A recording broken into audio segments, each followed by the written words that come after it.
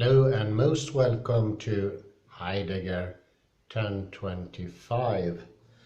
I will talk a little bit initially about Susie Vrobel because I realized that is extremely helpful to understand the finer details in what is hearing, what is the ear, what is receiving in this other way of seeing things. And this is very important to establish, otherwise the understanding of Heidegger won't come. That simple as that. I don't think without a helping tool it will be possible to understand Heidegger, because it's for the first, it's based on it's a setting that is already very complex, the one of Edmund Husserl and previous Henri Bergson, and of course Friedrich Nietzsche. That's the starting point, even when you start the very first page of Sein und Zeit. The second thing is, of course, language. Can only be understood in German, and you actually need some Greek. The third being that Heidegger's amnesia, it is contra-intuitive, so you can't use your previous thinking to understand the thinking of Heidegger. And he's very clear about that as too. Whereas other philosophy books will lend their understanding based on your previous understanding. What will be helpful is, of course, as I mentioned in number 1, a thorough understanding of Nietzsche, Husserl, Bergson, et al. I would say that's even an absolute necessity. Otherwise, there is a risk you will do more damage to your understanding than you will do good. And that could be actually a fourth thing. When it comes to Heidegger, opening up the book of Sein und Zeit can actually stop your understanding forever of Heidegger. Because I would say it needs this absolute freshness of someone who hasn't encountered the neologism, and before you even have the chance to form a conception of it, needs to strike you fresh. Of course, with the starting point of having already all this information of Husserl, Bergson, phenomenology as such, and I would say in distinctness also Friedrich Nietzsche as an absolute predisposition to understand Heidegger. But going into fractality, since it doesn't have this tendency of establishing itself, fractality is an ordering, a sequencing, a way of getting to things that in itself does not establish.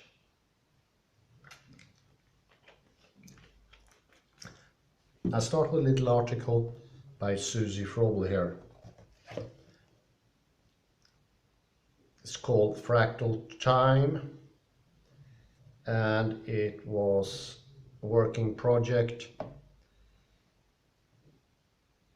handed in at Bad Nauheim in the Institute for Fractal Research. And as you might understood by now, fractal research is cooperation with mathematics, philosophy, science of literature, and other subjects. It covers it all, and it doesn't really recognize as such persistent difference. By the way, I also see the email of Susan Vrobel, and I think it's time to contact her, tell where is this heading. It would be very interesting to have her views on this. Well, remind me about this if I forget it. Okay, let's carry on. Extended observer perspectives.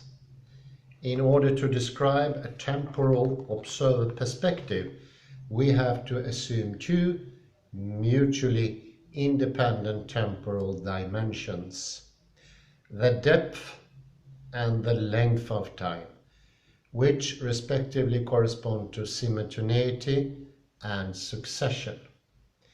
These define the degree of complexity a temporal observer perspective plays. Observer types may be distinguished in terms of their ability to create simultaneous contrasts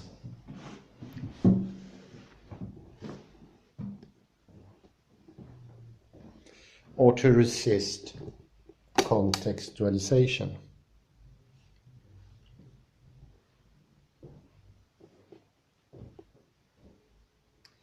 The setting of the interfacial cut, well, the contextualization is what I mentioned earlier on, when something gets established, a sort of pre-understanding that got gone too far and gone stale, when you lack the freshness of understanding and try to put everything in either argumentative mode, where you put what she presents, or fractality, or the outside world in sort of a box, or you make it into a question, thereby limiting it severely. The setting of the interfacial cut between the observer participant and the rest of the world determines the structure of the fractal temporal observer perspective by assigning rhythms to the observer or to the rest of the world. Misattributions occur when the observer perspective becomes hardwired and immune to external perturbations, i.e., if only the observer perspective but no external rhythms determine his interface reality. And it's already very good here. Something that Husserl, Bergson points out, and no one else, I'd say. And that is, we get this solidification, fossilization, and you get locked. There is no more active thinking, so to speak, or active perception.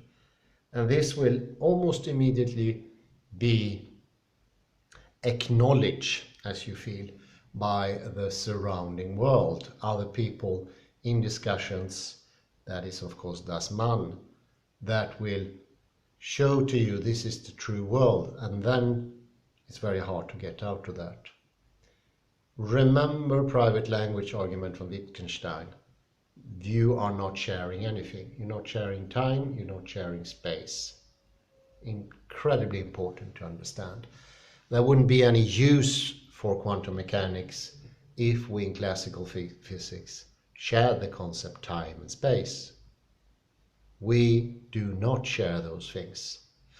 The actual idea of sharedness will stop you from understanding and make your thinking passive. We don't share those things. It is externality. That's very different. For something to be external, it could look, and it will be possible to have discussions still with other people. But the important thing is that it is external to yourself.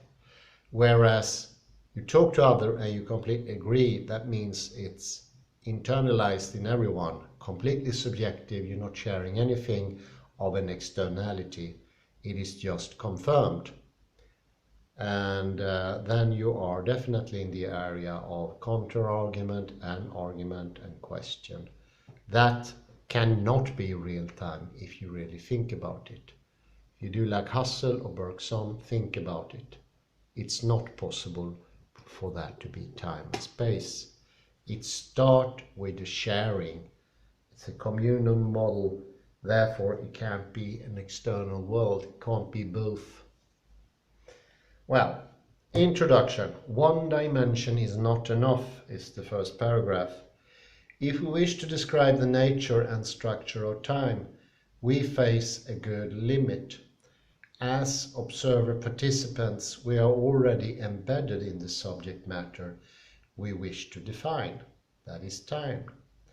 We cannot describe temporal structures from an exo-perspective, that is, from an outside vantage point of view, as this perspective is reserved for idealized constructs, such as Laplace's demon, which find no counterpart in the real world.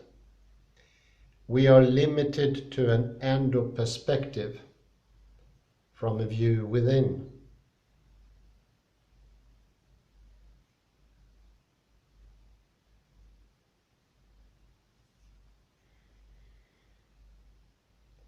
As we are part of the system we wish to describe. The notion of endo-perspective was introduced by Otto E. Rössler in his seminal work Endophysics. In a nutshell, this perspective is determined by the observer's internal organization, i.e., his internal microscopic movements. As Ernst Poppel pointed out, also our modes of perception act as constraints to the way we generate reality. Our models and theories are based on our primary experiences of time, namely succession, simultaneity, duration, and the now with a big N. These primary experiences are based on embodied cognition, on a cognitive level of description, hereafter denoted as LOD. Our endo-perspective is also structured by metaphors, which arise from the limitations set by the observer's sensory motor system.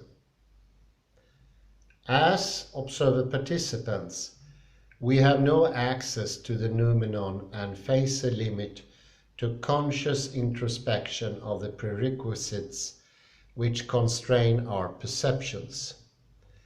Given these limitations, a phenomenological approach which focuses on the world-observer interface is a promising starting point. The ideas and assumptions presented in this chapter therefore refer to interface reality, the boundary which embraces both the observer participant and the environment he interacts with. Particular emphasis is given to the notion of the observer's now, an extended and structured interval which defines the observer's event horizon. As Rössler put it, nowness is pure interface. It's the two meeting points, and that could be compared to the lecture we had the other day when we spoke about here and there, presencing and absencing, if you want, closeness and distance, and how they interact as two horizons, which is very important to understand. It's not one point there, it's not one point there only, it's a meeting of the distance and the closeness. And that is really important to figure about. A helper here could be that applies both to time and space. But can you see somewhere, if you're situated in space and you forgot about the Laplacian demon, and instead you think about here and over there as an interface. So you don't see it from an outside, that there is you don't see a distance, for instance, which is a very good starting point. Instead, you see an endogenous interface, the here and the there.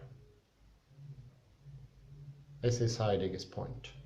And I think it's simpler to understand it like this, because it's mighty difficult.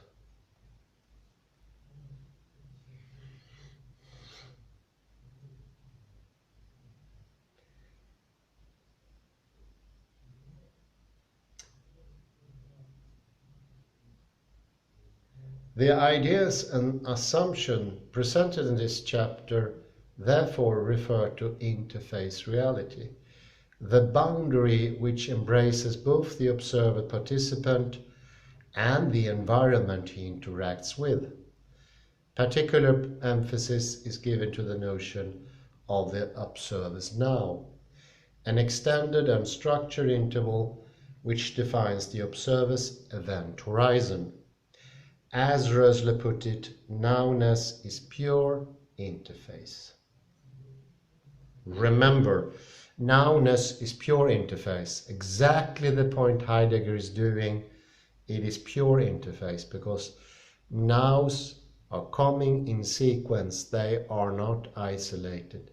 Their fixation with an isolation is the misunderstanding or the narrowing of both the subject and therefore the narrowing of the object side in time. That could be called metaphysics of presence. So there is a cognitive side to metaphysics of presence, this shutting out of the greater reality by diminishing the possibility for understanding. Very important to get that into the action as well. The way we generate succession, simultaneity, and our now is not a trivial matter. Our perceptual constraints determine whether we experience a visual, auditory, or tactile sensation as one event, or as a number of successive ones. An auditory event spans a shorter interval than a tactile or a visual one. So we experience several modes of perception in parallel as a temporal nested pattern, which forms our now.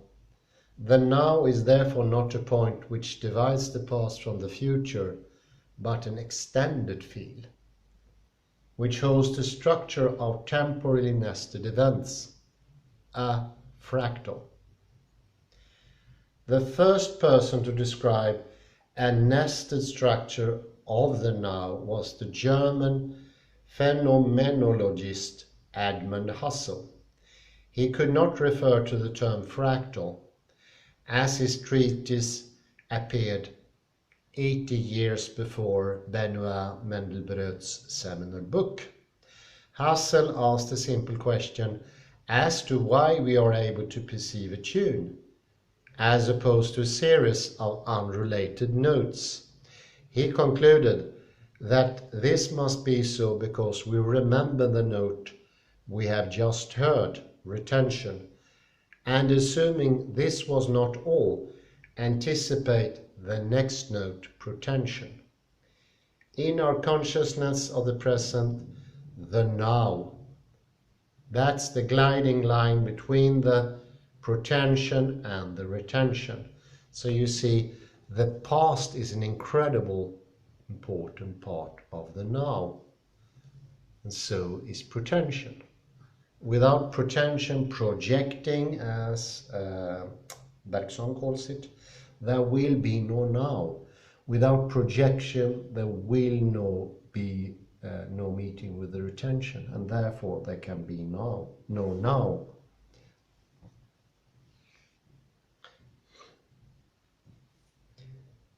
Now events the preceding ones, including its differentiated structure of retentions and protensions, i.e. the memories of the notes that have been played and those we anticipate to follow.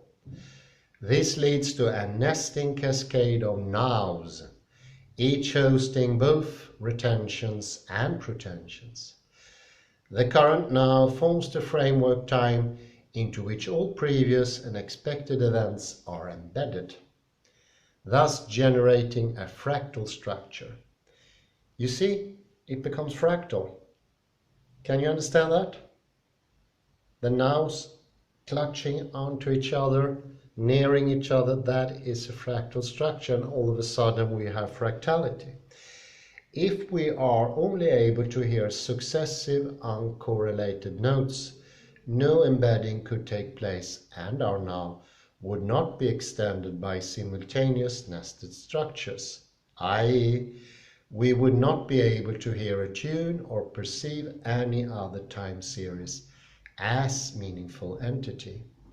However, as we are able to perceive a tune and not just a succession of isolated notes. We must assume the now to be extended and provide for both succession and simultaneity.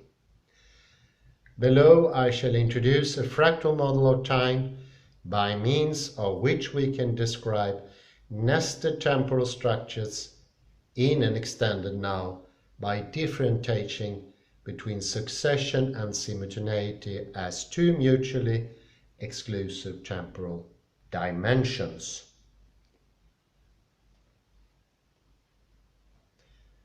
Two, next paragraph, fractal time. My theory of fractal time adopts Husserl's notion of nested now. It provides a means of quantifying the internal structure of the observer's interface by differentiating between the length of time, delta t length, the depth of time, delta t depth, and the density of time. These concepts allow us to describe our temporal interfaces as nested temporal perspectives. Delta t length is measured in the number of incompatible events in a time series, i.e. events which cannot be expressed in terms of during relations, simultaneity. It defines the length of time, the temporal dimension of succession for individual lots, whereas delta t depth is measured in the number of compatible events in a time series, i.e. events which can be expressed in terms of during relations. It defines the temporal dimensions of simultaneity for two or more lots. Delta t density is the fractal dimension of time series. It measures the density of time, i.e. the relation between successive and simultaneous events. Delta t depth provides the framework times which allow us to structure events in delta t length on individual lots. Therefore, delta t depth logically precedes delta t length. There is no succession without simultaneity. Delta t length and delta t depth are mutually exclusive, i.e. an observer participant cannot generate both at the same time. In retrospect, however, an interval or time series may be measured in both dimensions and the resulting fractal dimension, which measures the density of time in that interval. Any multilayered signal may be considered as an example of fractal time series. For instance, the least complex frequency ratios of musical notes which are played simultaneously is 2:1. The ratio defines the interval between the notes as an octave. The next overtone of a frequency of, say, 440 Hz, the note A played on an oboe, would have a frequency of 880 Hz, and so on. As the overtones are integer multiplets of the fundamental frequency, the overtones generate a nesting cascade whose logs can be translated into each other. If a temporal pattern displays a similar structure, i.e. if the embedded LODs host a structure which are identical to those of the embedding LODs, albeit of different extension in delta t length, it is always possible to translate between nestings. In the musical example of nested overtones, this leads to a consonance created by overlapping frequencies, which are easily translatable into each other's in terms of delta t length and delta t depth. In general, we can say that both temporal dimensions, delta t length and delta t depth, must be assumed in order to explain our perception of a multi-layered signal. Delta T density is a useful measure for comparing time series. To define a temporal observed perspective, however, the notions of delta T length and delta T depth suffices. Fractal time is a generalization, as the Newtonian metric of time may be defined as a special case of fractal time metrics. A fractal clock can be imagined as an infinite number of pointers running on the perimeter of the triadic Koch island. That is a snowflake structure with an infinitely complex boundary. I'll try to see if I can find some illustration. With all pointers ticking away simultaneously. So while pointer number 1 ticks away only 3 times per lap, pointer number 2 is ticking 12 times, pointer number 3 is ticking 48 times, and so on ad infinitum. If the infinitely nested structure of the triadic Koch curve is projected onto one-dimensional straight line, it forms a continuum and thereby a Newtonian metric. The set of points generated in this way is the set of rational numbers. Thus, in terms of fractal time, the Newtonian metric may be defined as delta T length of the nesting level ad infinitum, i.e. T depth equals infinitum. And here we actually have the Koch island. I do like this one. Here we see it. And here you can see how they multiply. This multiplication is a very, very important feature of time. And this is, of course, what Heidegger tries to catch. And I would say it's even harder for us to understand that, since time has become even more unknowable in these days. I would say very few people have an understanding of fractal time, as still was the case in the 20s and the 30s when Heidegger was roaming about, and of course Edmund Husserl. It is disappearing more and more.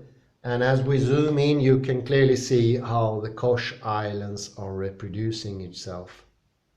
And that is nothing short about amazing. I think this is enough to think of. See this as a helper in understanding the text I'm getting back to. Because otherwise understanding won't come. It's simply as that. You need to do a little bit of work as well. This takes getting used to, but it also takes active thinking. And active thinking is as far as you can come from academic thinking. It's an absolutely new thing.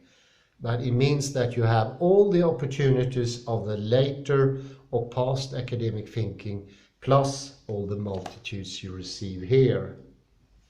And let me repeat once more, I thought it was rather good by myself.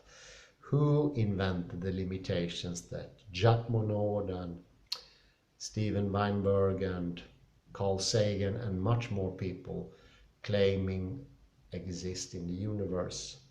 Apparently, abstract things can be existing without a thinker. I think that's the koan, the enigma in short.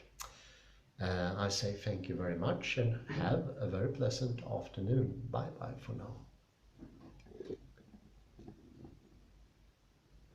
Let's end with a horrid imaginary picture and sort of depressing drawing here with a bird upside down. Say